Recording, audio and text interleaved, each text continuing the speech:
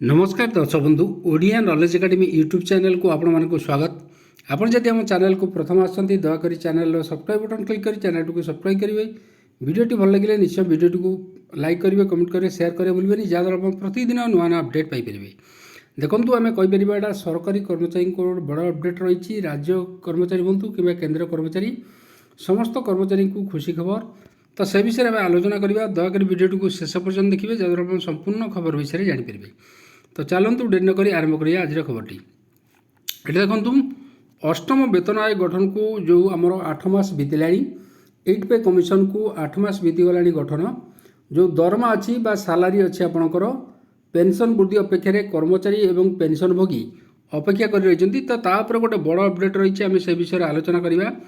तो आप जानी जो अष्टम वेतन आयोग अच्छी 2025 नवेम्बर में गठन कराइला। वर्तमान आयोग गठन रु 8 मास अधिक समय बीतला किंतु जो वेतन आयोगर सदस्य माने नियमित भाव में बैठक करुँचे कर्मचारी और पेंशन भोगी मैंने ए पर्यंत दरमा पेंशन वृद्धि को अपेक्षा कर 2027 शेष सुधा आयोग तांकर चूड़ांत रिपोर्ट दाखल करेंगे जोटा कि कर्मचारी गोटे बड़ भेटी हम एवं कर्मचारी माने ता परवर्ती पर्यायर सरकार निष्पत्ति क्रमे तांकर दरमा एवं पेंशन वृद्धि लाभ पाइपर। माननीय प्रधानमंत्री नरेंद्र मोदी के नेतृत्व में जो गठित कमिटी 2025 जनवरी रे अष्टम वेतन कमिशन को 8 पे कमिशन को अनुमोदन करते पर 2025 नवेम्बर 3 ने यह गठित होता। कमिशन गठन होबार 8 मास शेष होता सुधा आ मात्र 10 मास बाकी अच्छी। अनेक चाकरी आशा रही अष्टम वेतन आयोग पर केबे निष्पत्ति नियाजिबो, कर्मचारी और पेंशन भोगी दरमा एवं पेंशन केबे वृद्धि हेबो।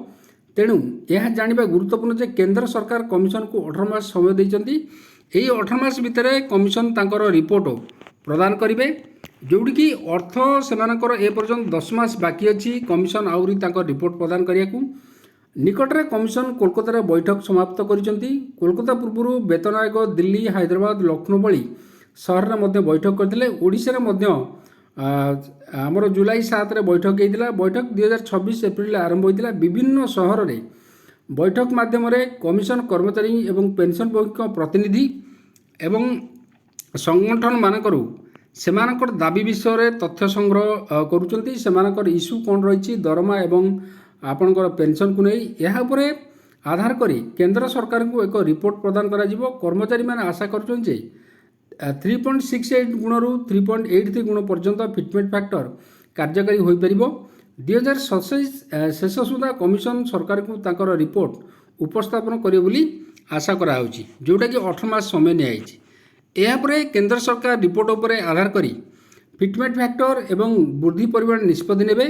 केंद्र सरकार कमिशन द्वारा दाखल कराइथिबा रिपोर्ट को संपूर्ण बोली विवेचना करबा आवश्यक नहीं।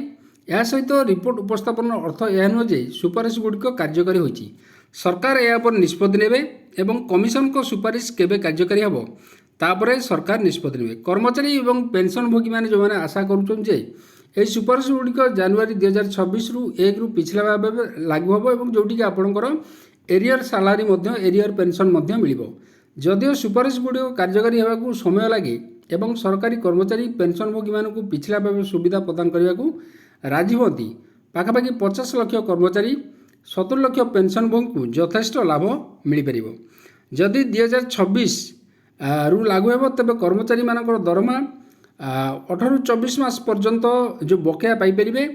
यार उल्लेख जे सप्तम वेतन कमिशन कार्यकाल 2025 डिसेम्बर 31 रे शेष होइछि जोटा कि तापर अष्टम वेतन आयोग जोटा आम रही लागू हम।